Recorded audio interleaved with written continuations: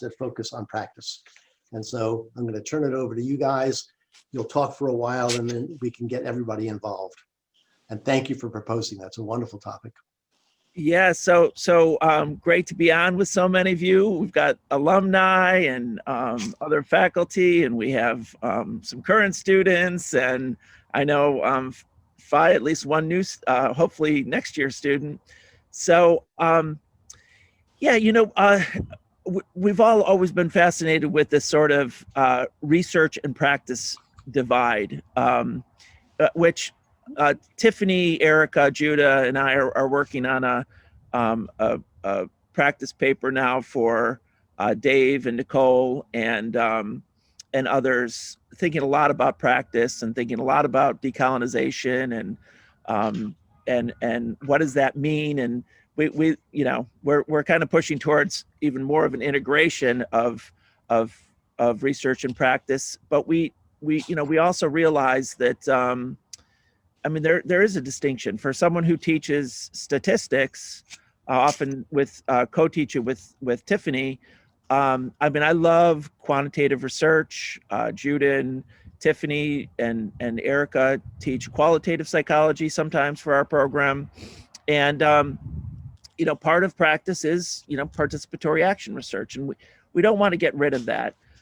But in this time of trying to decolonize our academic norms, there's part of me, at least when I think about our statistics class, we have an odd program where people are coming in with masters. They've been practitioners in all kinds of fields coming in, and they're learning a lot of evaluation and quantitative and qualitative skills, and then they're leaving, and they remain practitioners. They shift around and they do all kinds of work. But I sometimes wonder, I'm teaching the stats, and how does this stats knowledge, how do these multiple regressions, how does that transfer to work in a community? And so we've been having these conversations, and Grishma, who's currently a student working on her dissertation, kind of has pushed us in a really good way, and there's been a lot of openness, but not without controversy, and saying that she wants her. She's not afraid of writing. It's not about that, but she's done these wonderful videos. Judah and I are working on this project called Partners in Policymaking, which is training self-advocates, people with disabilities, and their parents on how to create policy change. And they've got a 8-session program over 8 months, and Grishma has been doing part of that and been making these incredible videos. And she's also making one for our community bank idea that Tom and others are working on. And but she was sort of like, I want the product, I want the output, I want this to be for community members. I want this to be more practice. And I've done the videos, but I'm thinking of, and she can speak for herself here in a moment, but I wanted to, I'd rather do a podcast. And, we have all of these sort of academic colonial norms, APA style, and I hope the people who have had to go through this version of the program don't regret it. But there are ways that we could do it differently, and that we can keep up the rigor and have impressive dissertations that aren't necessarily totally based on research, as some of that is going to be, there's going to be interviews, and there's going to be some data collection, but why can't the final output be a book? Why can't it be a podcast? Why can't it be all sort of other options? It could be a policy change initiative, but why does it need to be? Why has it always been research, at least for many of us who have gone through these academic PhD programs? So I'm going to stop there and kind of just turn it over to any one of my colleagues that wants to jump in. But we really want you to both, play devil's advocate, critique us. We want to hear any innovative ideas or further arguments. So we're looking forward to that, and I'll just let one of my colleagues jump in. love to say a little bit if that's okay. Hi everyone, for those of you that don't know me, I'm the troublemaker that's ruffling all your feathers. But while I introduce myself that way, I also want to just take a moment to explain something that's been on my mind, and it goes back to the competencies of community psychology practice.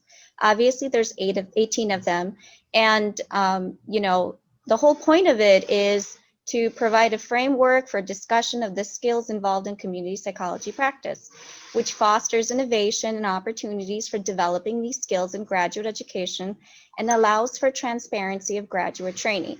That's actually from the communitypsychology.com website. So as I was looking at all of these wonderful competencies, competency 16 stuck out, which is part of the community and social change category.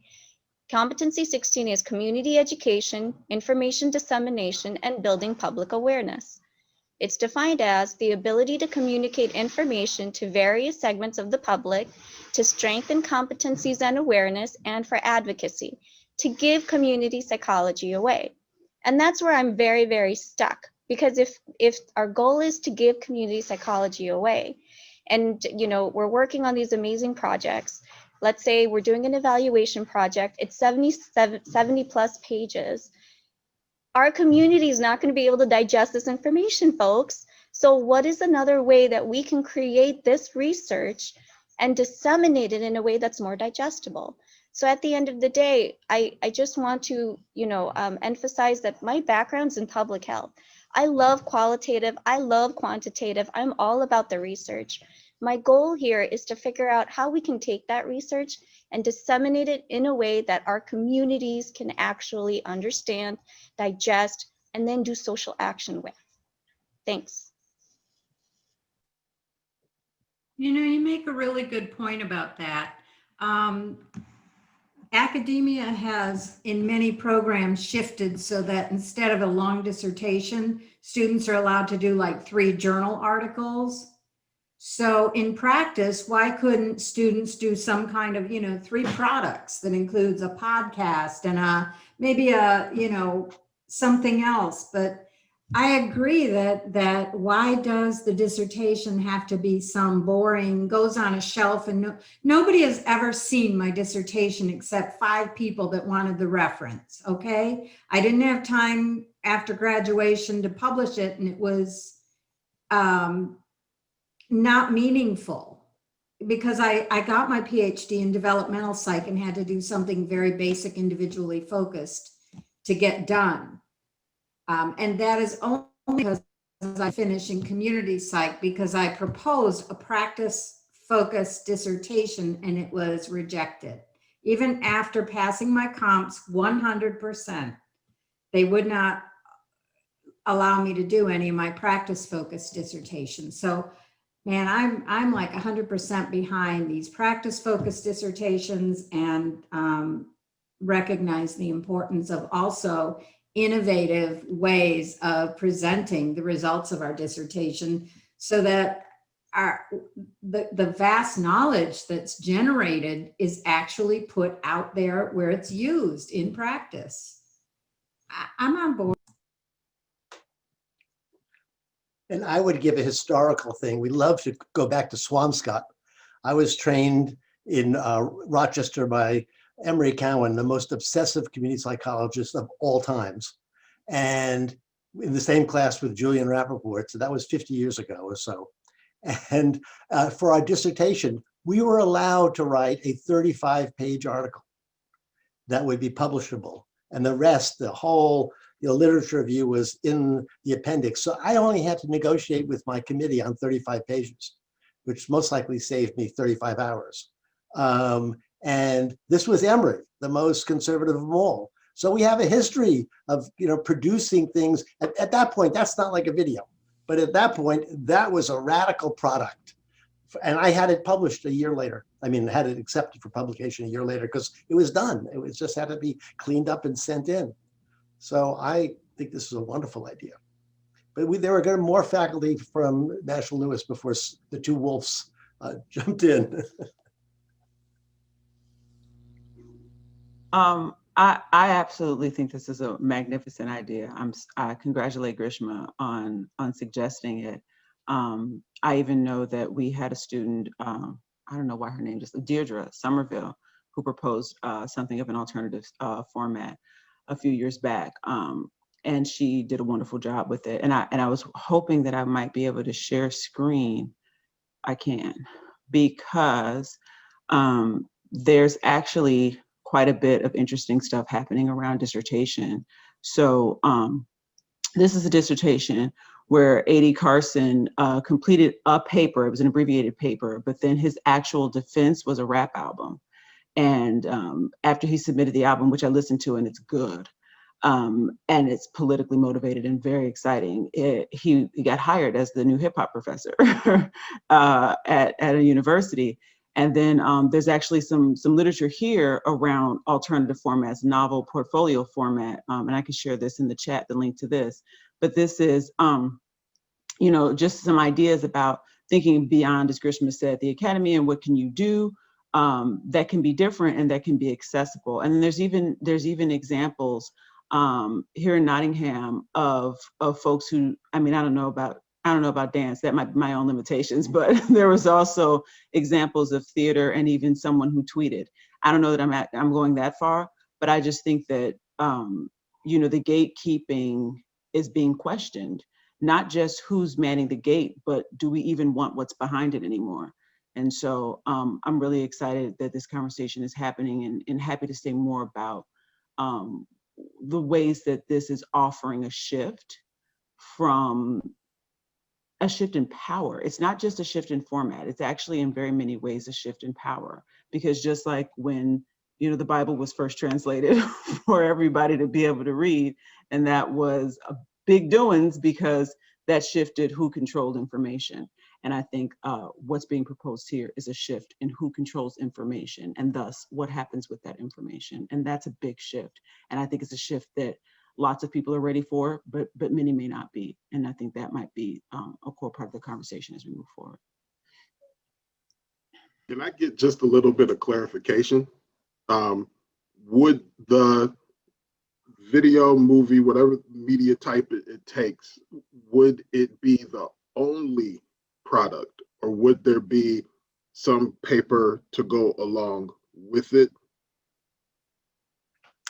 Great question, Ernest. It's something that we've been discussing as a group. So historically at National Louis, we have had some alternative products as dissertations, and we've had some kind of practice-oriented processes as dissertations. So we've had students conduct program evaluations and write those up. We've had students develop manuals for trainings for programs.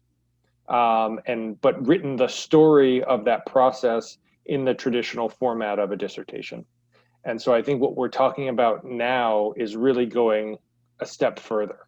So both reassessing what the product will look like, and possibly, and we haven't 100% agreed as a group on this, but possibly throwing out the written APA formatted document that looks like a traditional dissertation, throwing it out completely and saying the alternative podcast, video, article, or what other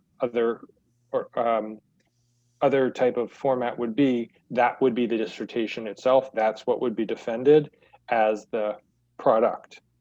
Then the other question is about the process. So we could all agree, we could say, all right, we're gonna have this new set of products, which we're gonna consider acceptable, and whatever the guardrails will be for those. But the process still needs to be an empirical process that's meant to generate knowledge and includes, collecting data, reviewing literature, and all of that. Or we could throw out the process as well and say, we're open to new processes that don't necessarily involve the traditional process of what has been colonially defined as research, and we go more broadly to other ways of knowing. And I think that's really, this conversation is meant to open that up, but also figure out, where in the field right now, what are people comfortable with? What do people feel uncomfortable with, but in a good way? So that's why we're bringing it up. So it's both product and process. And That's, Ernest, that could you helps. introduce yourself? And whenever anybody else asks a question, I should have said that in the beginning. Just say who you are and where you're located. Sorry. Sure. I'll say for half the people on this call, I'm the shark, and they'll get that joke. But I'm a student with National Lewis. I'm in the PhD program as well. And I was very interested with. You're muted. Oh, Yeah, my computer does that. I'm sorry. And I know Grishma, so, disclaimer. But my question is to Grishma's point, when we hear that we want to give it away, I always thought that was give it away in practice, and that there was still a door that we needed to go through to become a PhD in community psychology. And as much as I want Grishma to be successful in practice, we are all going through this program together. We're taking the same classes from the same professors. It seems like we should all have the same standard. And that is no knock on Grishma, obviously, or anybody else that is interested in an alternative platform. I think there's a way to do this. But to what Judith just said is that, we've done it before with a companion piece that I think could check off a lot of boxes that, make a PhD stand up differently from other degrees. And that if we want to completely throw away what, quote unquote, the DNA of what a PhD is, then maybe we should talk about a different degree. But the people who go through this and put out what is traditional or colonialized, we want everybody to go through the same thing as us. And let me say I, not we, I would like to make sure that everybody went through the same rigor that I did. And I think I'll wait. And I think your comment is very valid. And I'm sure many people that have graduated from this program are thinking the same thing. It goes back to an email that was sent out, I think 1 or 2 days ago, that was talking about code switching and how there seems to be a private dominant narrative about the importance of taking the information that we learn and disseminating it back to the communities that we serve. We are in a PhD community psychology program. Why is community first? And the other thing I wanted to say is I did my thesis, and in my thesis, I did everything that I was supposed to do. It's research, it's interviews, it's qualitative, it's phenomenology, it's like 100-some pages. So I've done everything that Ernest, you are doing. My comment is, how will my communities that I serve benefit from the research that I'm doing if I'm in a PhD community psychology program? Is that a question to me? I'm going on this. My name is Moshood. I'm a cohort member with Grishma. NS is my boy. So I hear where he's coming from. Perhaps I push what Grishma is doing now much more when I came in. Brad knows that, and Tiffany knows that, because it was a constant battle. In fact, I did my thesis in narrative. I went shooting refugees. But the process, if I had gone out or gone that way, it would have denied me the joy of learning the master's too, as it is now that I know. Because I read a lot after the first process of the thesis, So I dug into what the masters has written for me. Should I choose to limit myself with that narrative that I was going with before, doing the process, doing it differently from what was established? I think it will have killed me. I'm not saying it's not a noble idea, but based on where I am now, and based on the resistance from even my subject, the refugee, of not wanting to be shown in the camera, on camera, it paid out for me better that I actually sat down, read these things, talked to these people, and write it. That's my knowledge. The way, whatever way I disseminate it eventually, I'm sure something will come up, and I think that's what Grishman is looking for in terms of the practice, right? But for me as a student, the knowledge that I gathered during that process, I don't want it to be, I don't want to, I don't think I will take it another way, or I want it another way. I think I like it the way it is. But again, I'm open to change the colonial process that it is, as it is. So maybe that's the discussion here. So one thought that as I'm hearing everyone speaking, I think one thing is to consider is if the process is the same, but the output is different, because here's what's going to happen. Even though you go into your PhD program with a particular subject matter expertise, you may not end up in that same space throughout of your career. So you have to have certain skill sets that will allow you to transition to other spaces that allow you to have that credibility, as well as different types of work. And so I think the rigor of the process should be standard. However, the output could be different depending on the individual, with the awareness that if, let's say, you do an output that is, well, with the example, let's say you do the rap album or something, and you try to get employment into different environments, they may not respect that particular output. So I think you have to make that decision of, are you going to choose an output that will allow you to transition to multiple environments, or you're going to choose an output that's going to keep you in a lane until others get on board with the acceptance of the diverse output options? I think in many ways, I hear you, Amber, for sure.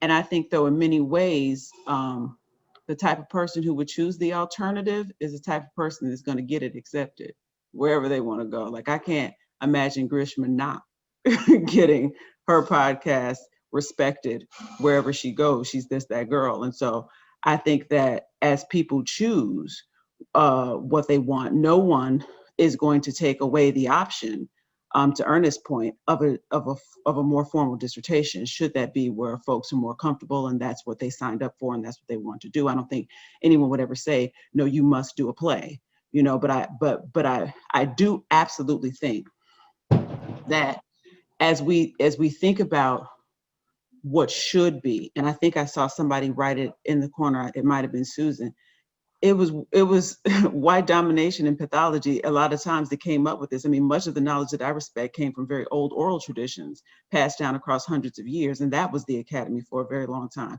Even if you want to go back, and I'm talking Africa, of course, but even if you want to go back to ancient Greece and Rome, I mean, the way that things were done there was very much an oral tradition. And that's where, you know, a lot of this stuff is, a lot of the ideas that we have here is rooted in. And so when we think about the modern elements of the way things are done, you know, those things were changes and shifts from a long-standing tradition that had taken place many years before. And so really we have to just look at ourselves and decide what I think is best for us individually, without necessarily trying to hold others to that standard. And the last final piece that I want to say really quickly is that we cannot assume that because something is different than, again, paths that were carved out in pathology, are less than because they're not what we're accustomed to. That rap album was phenomenal. Like, I mean, 2 lines, 2 verses could have wrapped the whole thing up. He had many, many verses across many, many tracks. And it was superior in 1,000 ways to many, many dissertations that I've read. And so, but in addition to that, I do like the idea of a supplemental written piece. That could be my English teacher bias, but if somebody threw that out the window, I would be just fine. And I think the type of people who are willing to buck the system and stand up and push for that kind of change don't have to worry about who's going to accept it or not. Because A, usually they're not looking for anybody's acceptance. And B, even if they need it for some reason or another, they're well equipped to get it with whatever format they choose. Tiffany, you want to get into this? Yeah, I was just reading the comments on the side here. I know one of our current students, Carrie, mentioned that people could have a choice about the kind of output that works for them. And, you know, I think that's sort of where we've been talking about this, is like as an option or having multiple options. And, you know, I hear this, the concern that Erica brings up. It's like, okay, well, let's say we do create these options and we have all these different types of output, but the only ones that are really given any sort of point of quality or, you know, saying that it's of any worth are the ones that do the traditional path.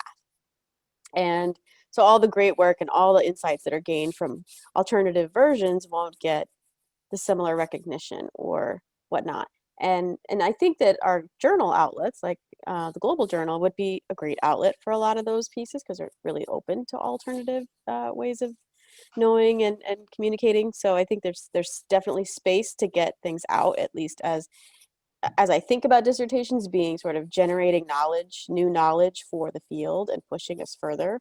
It seems like these alternative pieces could do that job.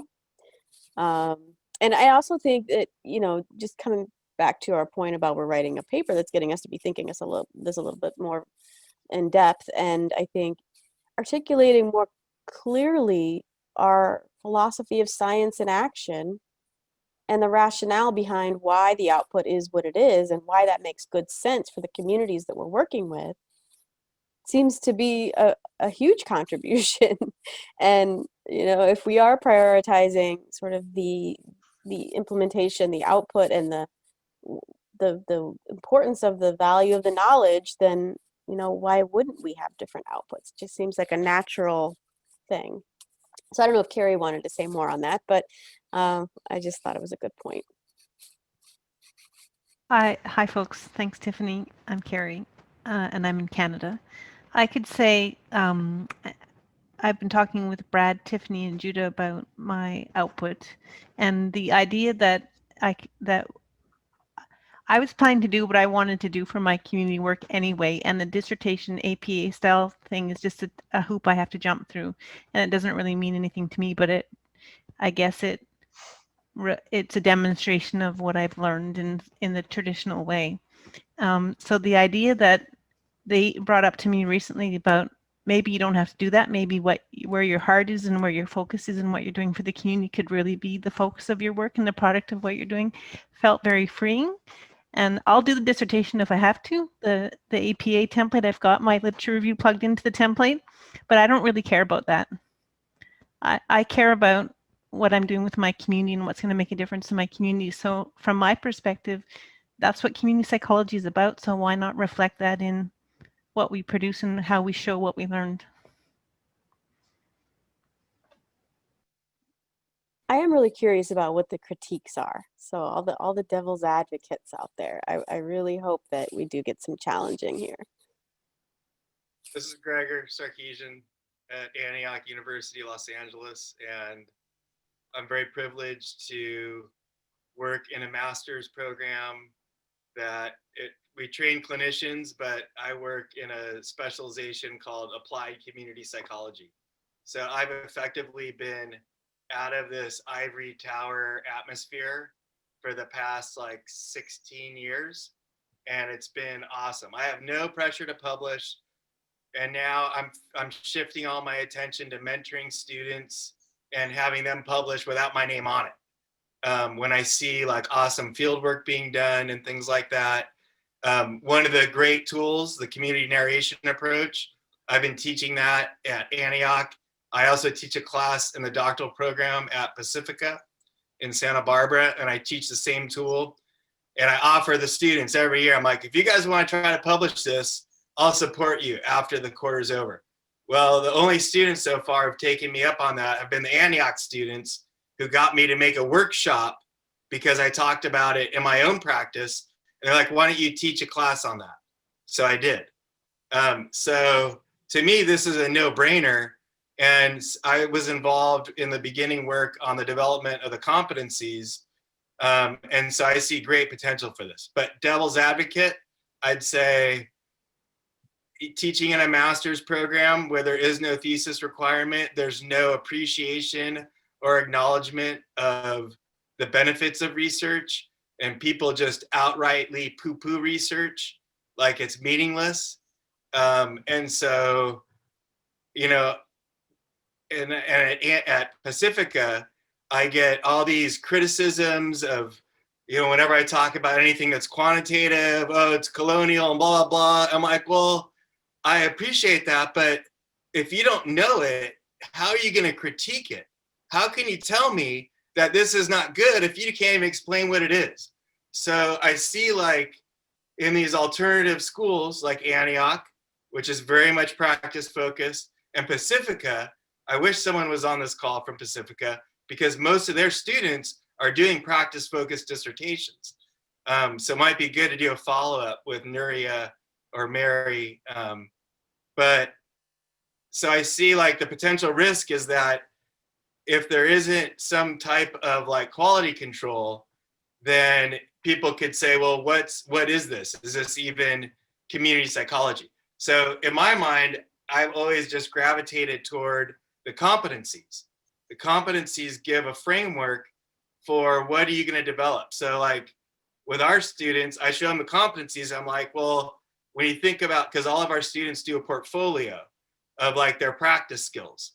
And so I question them early on and say, what are the competencies you want to develop in? Because those are the things that you want to practice using certain tools, or develop certain tools, or work with certain populations. And through doing that, it provides a structure, and the work comes out very high quality. And so I think a rap album is totally a perfect and valid form of a practice-focused dissertation. The other thing I'd offer is that I've served on several dissertation committees outside the US. One was in South Africa, and it was a series of publications that served as a dissertation. Another one, I'm not officially, I'm just kind of informally mentoring this person who's getting a PhD in surf therapy. And they're doing the same thing. So this model of, like, it's almost, I envision it as, it's like the portfolio model, where it could be one thing, or it could be that I'm developing my expertise in these different competencies. And at the end of my experience, I'm going to showcase these things that I've done that may not have anything to do with APA or publishing, but it's more like, so I teach community psych one or multiple times a quarter. And I always go back to Nelson and Prelatinsky's ontological frame of the transformative approach. So it may involve research, but that's at the back end to support the social change aspect. Or it may not even involve research. It may just involve a case study where you're documenting different types of social changes and how they occur.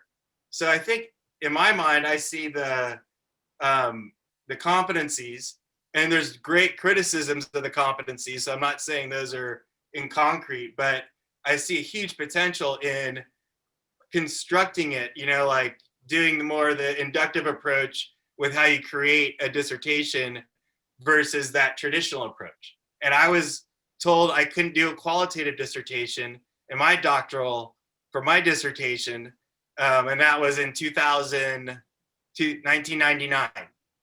And so I did my own qualitative study on my own, so because I knew that was going to be influential for me, and then I did the quantitative piece for them.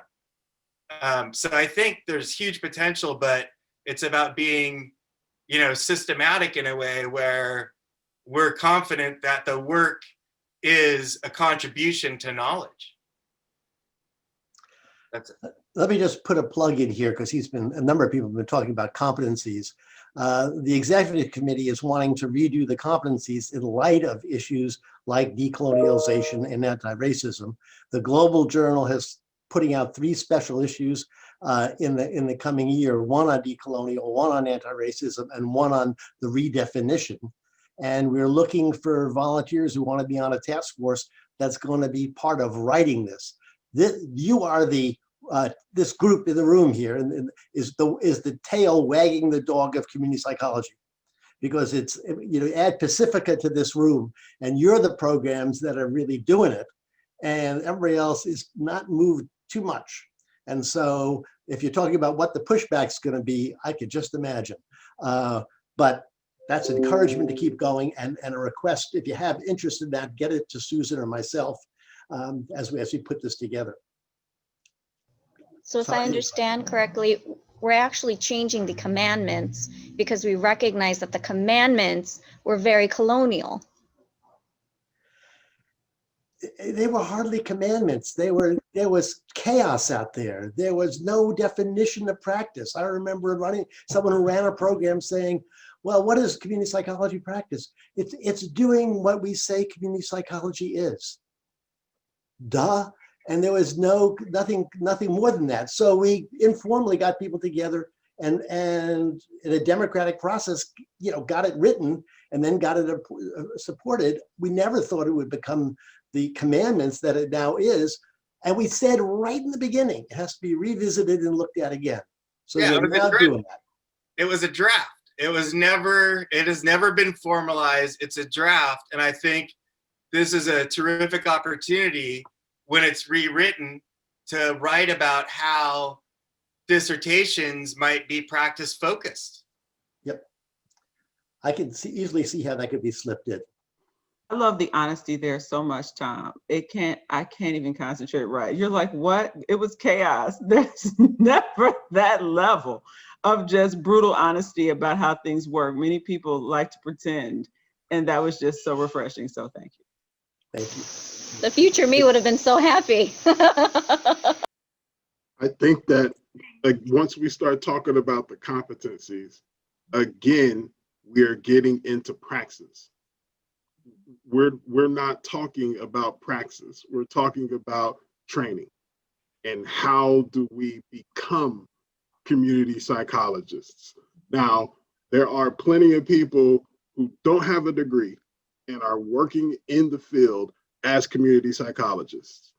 There's plenty of people who have a bachelor's, plenty of people who have an associate's, a master's, and they are working as community psychologists. We don't question them. We welcome them. In National Louis, we actually asked them to come in and speak to the class because they are doing what we should be doing in the future.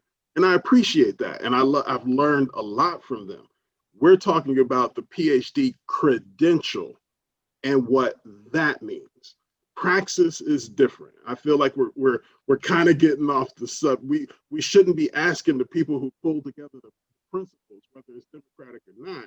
We shouldn't be asking them to tell us what the credential is, what the union card is. Well, Gregor is talking about his program and that idea of portfolio. It made me think the whole process we have whereby people do comprehensive exams. Not everybody is good at exams and sitting down and, off the top of their head, gurgling back and memorizing all this stuff. It's really about how well we can use it, how well we can apply it. So it's kind of interesting to think about how could we even reimagine a practice degree that includes, instead of comprehensives, that you have built a portfolio showing that you've been able to do these things, showing, okay, I did these things. And then for the dissertation, it's really about documenting that you've gone through a certain process, right? So why couldn't there be a way of just documenting the process, and then your final product is the way you want to disseminate the results of your process, so that somewhere along the line, if someone ever says, well, how do we know your dissertation was empirical enough, blah, blah, or whatever. Somewhere you can pull it out and say, here's the documented process I went through as your evidence. But at the same time, you're not having to sit and do that big document that gets stuck on someone's shelf so that your advisor can line his bookshelves with, look at all the dissertations I spearheaded, kind of thing, like I've seen. But people can, I guess as a practitioner, like when I do client reports, yeah, Dave mentioned they do this technical report thing. We do a 30-page or less report full of infographics and easy to read graphs and everything. And then we jam all that stuff into appendices, that technical stuff. And so whoever wants to read all that garbage, it's there for them. But the normal person who reads the report gets a 1-page summary, a 3-page executive summary, and then this 30 pages or less read. Because we know that people using our reports are not going to go through this long technical thing that's written in jargon that even, I'll be honest, when I read journal articles, sometimes they tax my brains. I do not want to have to remember what all those terms mean. And I've been out here for 35 years. And I've actually passed 2 doctoral level comprehensive exams, and I still find them tiring. How about some of the people who haven't spoken? Okay. Demetris, can you hear me? Yep. Okay. Just to talk about, I remember being a student at Northern when I went for my second master's, and regarding I think at that time they only offered you the comprehensive exams. And so I had to take them. And I remember another student, they only gave you 2 times and that's it. If you didn't pass it after the second time, that's it. And I remember another student who didn't pass at all. So, I remember the instructor telling her as far as what she needs to do. But I still wonder to this day, what happened to her? She had completed all the coursework, but because of these comps, where is she today? Did it stop her career? She was all going into administration.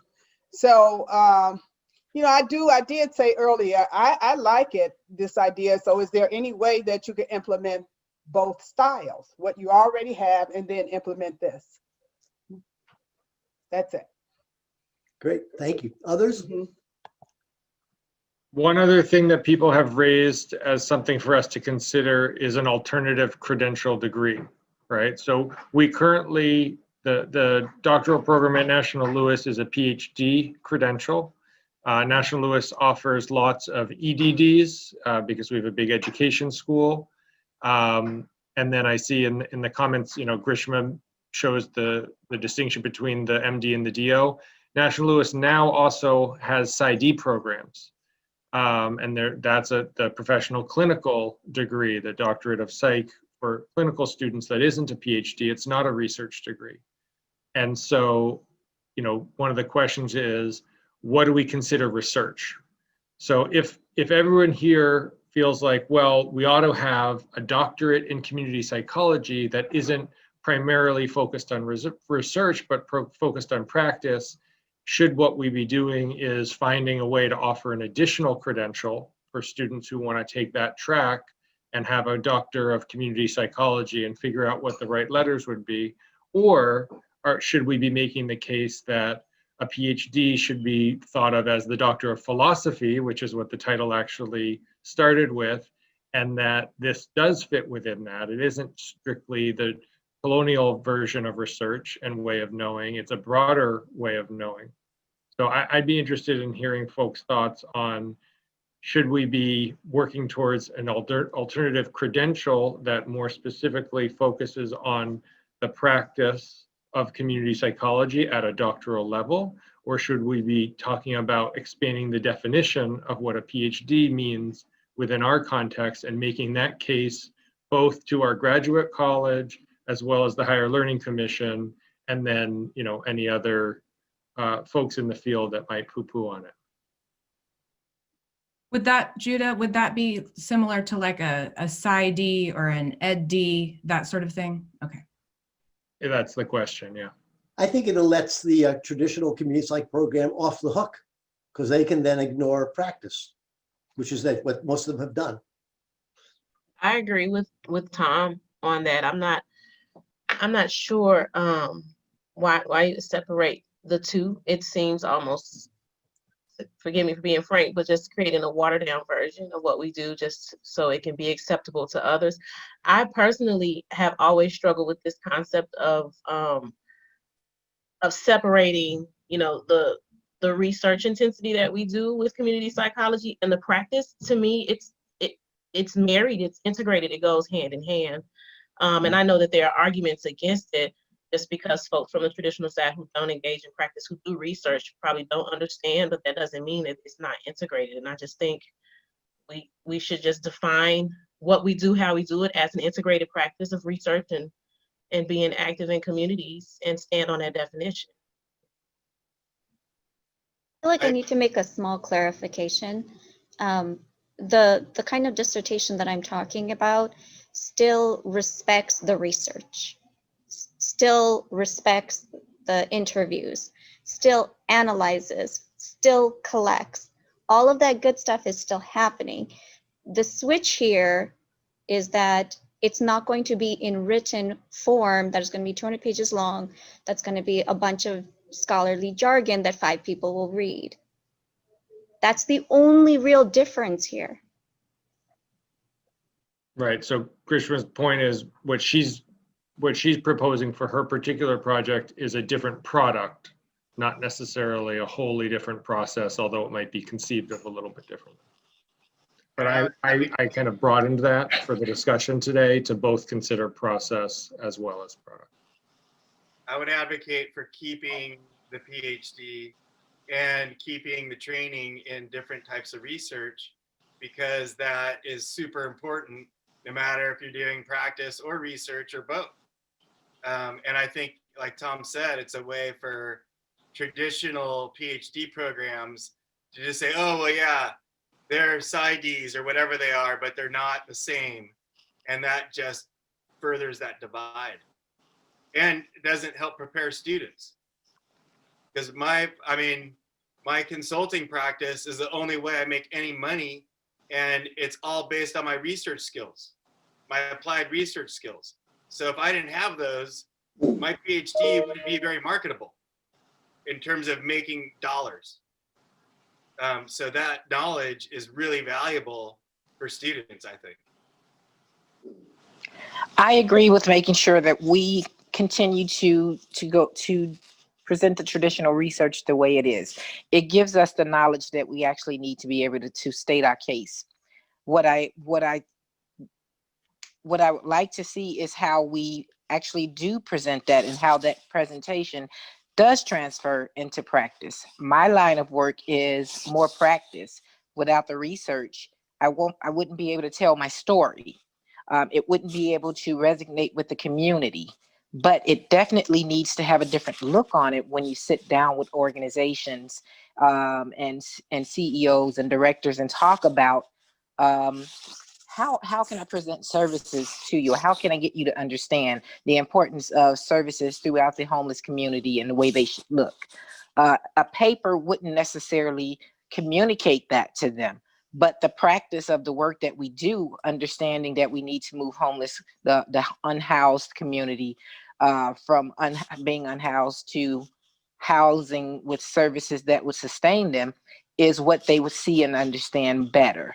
So it definitely has to have a presentation that they can actually understand, and handing them a paper or even trying to explain to them research for those who may not have PhDs may not get it. It could somewhat be a turnoff to them. So I agree with the presentation or the options of having different presentations of our dissertation, not excluding that research, but what it looks like to them. Because I really, now, I am working on different forms of how to present my work to the organizations that I work with so that we can do a much better job in supporting our community. And that is for me to figure out after I've left school. Not something, it was an introduction that I worked with my chairs and all of my professors with, but wholeheartedly, it's my work now to make sure that I communicate that as best as I can. So my community understands what I'm doing. I can't speak for other institutions, but NLUCP is traditional. So it means most of the students are experts in their different practices already, even before they come for the education. So I would think if I can present and defend how I want to do my project, if the professor is of the understanding that I bring to the table with different ideas, I should be allowed to do it, even with the current process as it is. But that means that maybe I'll be doing two stuff together, whatever that way is going to be. But as long as the professor is open to the idea that this is innovation, I don't see why we can engage it. I also think with regards to like a different type of output in the structure of a dissertation, I mean, maybe it's considering adding a section that allows you to develop that truncated write-up that's for public consumption. Maybe, we add that as a section to methodology and discussion in the other places. And we design that for CP PhDs because we understand that there's value in being able to present your work in that manner. Also at National Lewis, we have our field work requirement, which is another avenue which can allow us to take the practice and do a write-up on the practice again in a way that can be utilized for public consumption. As a student, I think anyone who invests in pursuing a degree, when you're done, you want to come out with something in hand that you can use to help you move forward in your career. And so, as Gloria said, I just recently graduated with Gloria, so we're on our own postdoc trying to figure out how to design this. But I just think it'll be much better if programs were designed to have students exit not just with a degree, but with something in hand that they can then shop around for public consumption, because we know that we're sending people out into the community to do work in the public for the most part and not just in academic spaces as most PhDs are.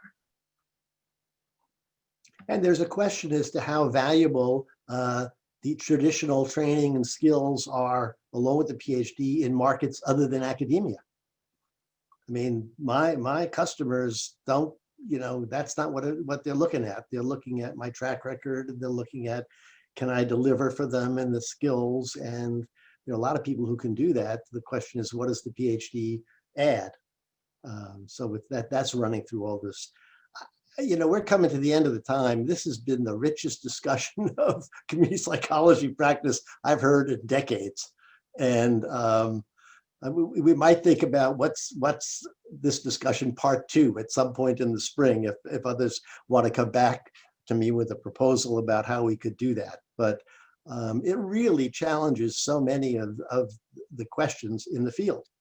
So I'm wondering if some final comments from the National Lewis people about the discussion and whether you got what you wanted. I think it turned out great. And I'm happy to hear the pros and the cons of it. I think that in many ways we have to really ask ourselves what we're here for. Like, not just like, why do we come to school? Why do we write? Are we writing dissertations and learning community psychology to fit within the world that exists currently, or to change it radically? And so if we're looking at changing the world radically, which I don't see an argument not to, because it's pretty bad. So if we're here to radically change the world, I don't know why we would fall into conservative kinds of elements of protecting it, or even seeking to be able to operate within it. So if we're looking at tearing things apart for more just replacements, then it doesn't matter what's acceptable or who thinks they're in a position to accept. I reject anybody who thinks that they can tell me anything about my work or what I'm doing. They think that they can hold any space for me. They cannot. And what I hope to achieve is total and complete liberation for many people who have been oppressed. And most likely those who are gatekeeping me and my dissertation or any other work that I have to do are my enemies, oftentimes. And so I have no desire to please them or to provide them with work or ideas that are acceptable to them. Damn your exceptions, excuse my language, damn any of the things that you processes and places that you've put in place to oppress me and others like me. So you and your expectations for me and my work, I'll stop there before I swear again. But I think that we can really need to reimagine what we're all here for, because if we claim we're here to do a good and for justice, that's one thing. If we're trying to get paid, that's something else. So you got to really interrogate what you're doing here and why you're in the school, in this field, on this call, because I think that ultimately that's where we're going to suss out what is and isn't acceptable. Thank you. Tiffany? If I may, just Judah, one more. Yeah. Without defending myself in anything that I've said here today, I would say that there is definitely multiple ways to look at changing the system. And I think that if you come to community psychology, you believe in changing the system. I do believe that there is, and I heard this in my very first class at National Lewis, you can burn the system down, or you can work with the system that you have. And just because some people choose to work with the system or not, does not mean that they are any more or less than.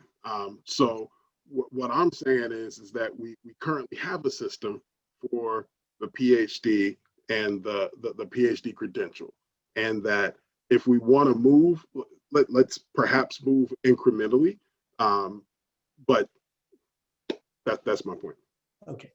One more minute or two for Tiffany and Judah to bring closure if you want to add. I just want to say thank you to everybody. And I think, Tom, your offer of a part 2 is great. If we can do it in this context, wonderful. If not, we'll set up another context, because we do need to keep thinking this through and talking it through and being strategic. And I think there is room for a diversity of perspectives on this topic. We don't need to have consensus. We need to build towards, mutual respect, and kind of know what we're getting into as a program and what the potential implications were. And I think that's why Tiffany was asking for some of the devil's advocate perspective. So, we try to be supportive of each other, which is great, but helping to prepare and think through what the challenges might be from external sources, regardless of whether we personally feel like we need those perspectives to be validated ourselves. We recognize that it's impacting our students and it's impacting the communities that they work with. And we want to make sure that, the work of our students, the work of our field is valued, not just by ourselves. Great. Are we all set, Tiffany? Okay. Is Yadwiga still on? No. Does someone else know how to save the chat?